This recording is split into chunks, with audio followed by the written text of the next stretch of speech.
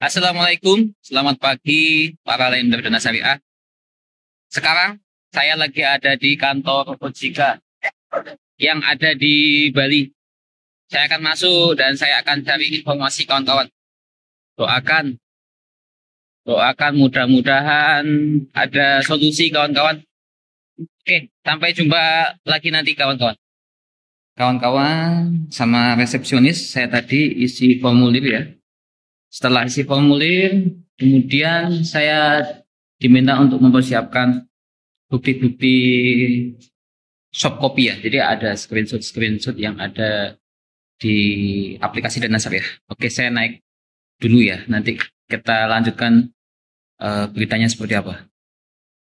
Kawan-kawan, jam 10 tadi saya masuk ke ruang OJK ya. Di situ saya disambut sama petugasnya. Kemudian saya ditanyain untuk menceritakan awal mula saya masuk ke investasi Dana Syariah ya. Saya ceritakan saya mulai investasi dari Mei 2022. Kemudian saya berikan semua informasi-informasi yang saya ketahui ya. Dikarenakan saya tadi ada pekerjaan ke arah Denpasar, maka saya jadi spontan kepikiran saya tak mampir dulu ke OJK lah. Karena niatnya spontan, jaraknya cuma 1 kilo dari tempat saya tadi dapat pekerjaan, maka semuanya serba spontanitas.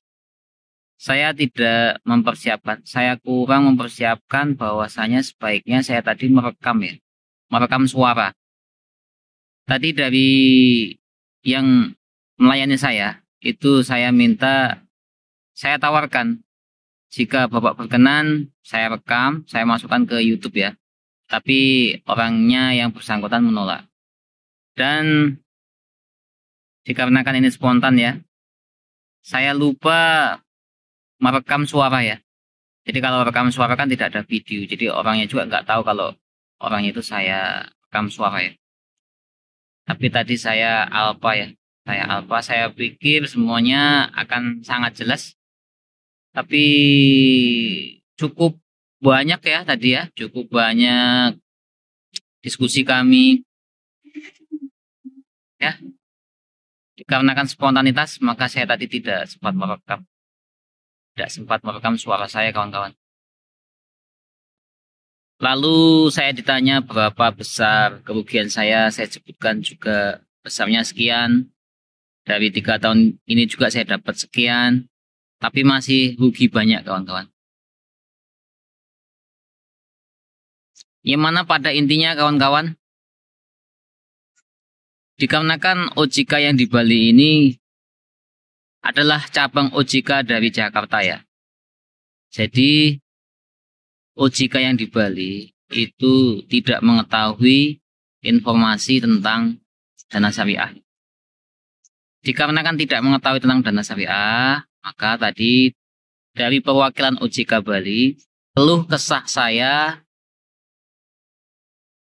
permintaan informasi saya untuk mengetahui progres apa saja yang sudah dilakukan OJK Jakarta terhadap Dana Syariah ya. Maka aspirasi saya, permintaan informasi saya akan dilanjutkan ke Jakarta kawan-kawan. Dan saya minta kepada OJK Bali, tadi saya sempat meminta begini kawan-kawan. Tolong saya dikabari ya. Saya sebutkan nomor WA saya. Saya sebutkan WA saya minta kepada OJK Bali untuk menghubungi saya. Tapi saya juga tidak begitu yakin ya, apakah OJK Bali dalam waktu dekat akan mengabari saya atau tidak. Dan saya bertanya, supaya saya tidak bolak-balik dari Kute ke Denpasar Timur ya. Bagaimana caranya supaya saya tidak bolak-balik untuk mengetahui laporan saya. Lalu diberikan nomor telepon untuk OJK Bali ya. Sayang sekali nomor teleponnya itu telepon kantor, tidak ada telepon WA. Maka saya bilang kalau telepon WA kan biayanya terjangkau. Kalau nelponnya lewat telepon kantor itu habisin pulsa ya.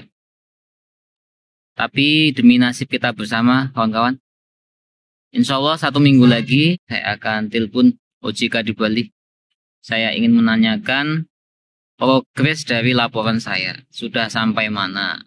Dikarenakan di platform OJK sendiri itu tidak ada pemberitaan apapun tentang dana syariah ya kawan-kawan.